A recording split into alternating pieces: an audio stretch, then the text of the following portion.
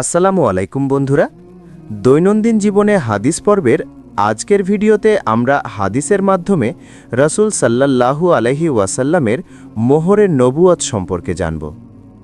সাইব ইবনু Yazid রাদিয়াল্লাহু আনহু থেকে বর্ণিত, তিনি বলেন, আমার খালা আমাকে নিয়ে নবী করিম সাল্লাল্লাহু আলাইহি ওয়াসাল্লামের নিকটে উপস্থিত হলেন।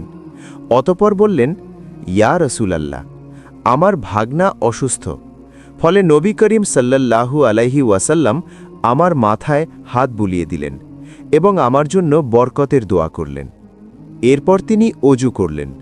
আমি তার অজুর পানি থেকে পান করলাম। অতঃপর আমি তার পিঠের পেছনে দাঁড়ালাম এবং দুই কাঁধের মধ্যস্থলে মোহরের নবুয়ত দেখতে পেলাম। সেটা ছিল হাজালা পাখির ডিমের ন্যায়। সূত্র সহি বুখারী হাদিস নম্বর ১৯০, সহি মুসলিম হাদিস নম্বর 2345।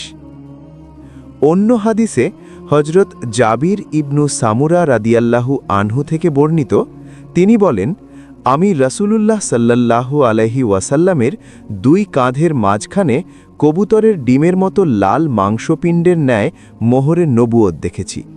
সূত্র সহি মুসলিম হাদিস নম্বর 2344।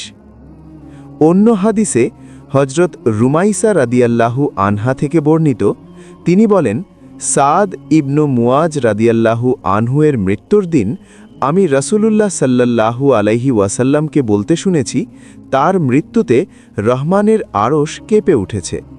এ সময় আমি রাসূলুল্লাহ সাল্লাল্লাহু আলাইহি ওয়াসাল্লামের এত নিকটে ছিলাম, ইচ্ছা করলে আমি তার দুই কাঁধের মাঝখানে থাকা মোহরে নবুয়তে চুমু খেতে পারতাম।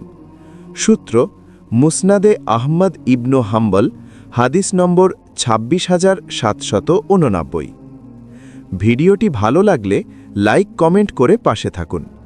নতুন নতুন ভিডিও পেতে চ্যানেলটি সাবস্ক্রাইব করুন। ধন্যবাদ।